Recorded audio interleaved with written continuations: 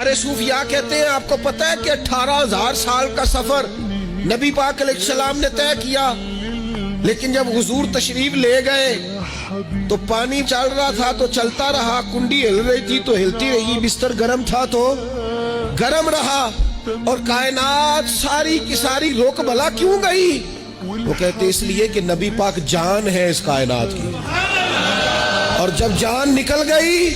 تو دنیا کا نظام رک گیا، اور جب جان اور روح واپس آئی تو پھر نظام دوبارہ سے چلنے لگا۔ اعلیٰ حضرت فاضل بریلوی کہتے ہیں جان ہے وہ جہان کی، اور اگلی بات اس سے بھی نرالی ہے، کہتے ہیں جان ہے وہ،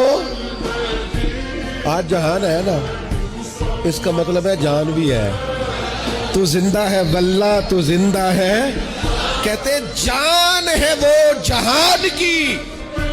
اور جان ہے تو جہان ہے، اگر جان ہے تو جہان ہے، کروں تیرے نام پہ جان فدا،